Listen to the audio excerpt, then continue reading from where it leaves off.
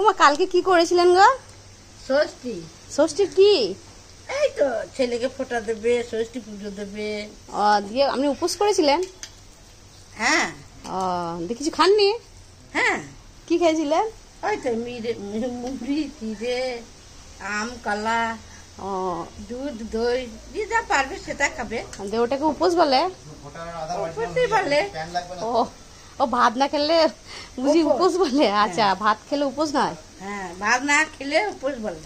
আচ্ছা ভাত আচ্ছা খেলে উপোস বলে না। আচ্ছা আচ্ছা।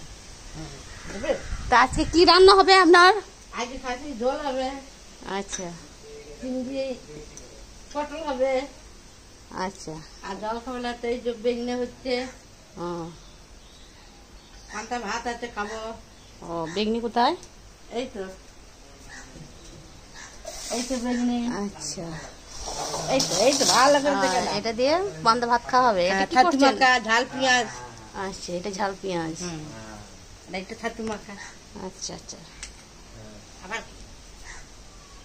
আবার দুপুরবেলা খাবো খাসি ঝোল দিয়ে চিংড়ি মাছ।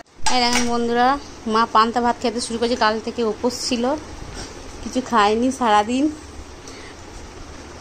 কি কি দিয়ে খাচ্ছে দেখেন। ভাত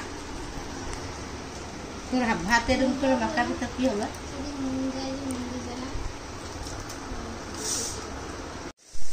আজকে কি রান্না হচ্ছে মা? আজকে হচ্ছে পটল চিংড়ি, আচ্ছা, খাসি মাংস ঝোল। আর চাটনি এখন হয় নাই, হবে। আচ্ছা। এই রান্না হচ্ছে, আর কিছু নেই। খাসির মাংস কই? এই তো খাসি মাংস। খাসির মাংস, খাসির মাংসটা নুন হলুদ সব মাখানো হয়ে গেছে। আলুটা ভেজে রেখেছে, মশলাটা কষাচ্ছে।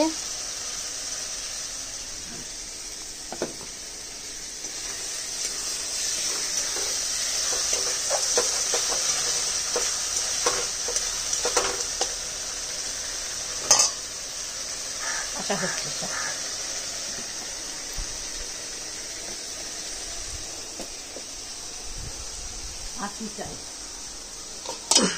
পটল চিংড়ি হয়ে গেছে দেখেন।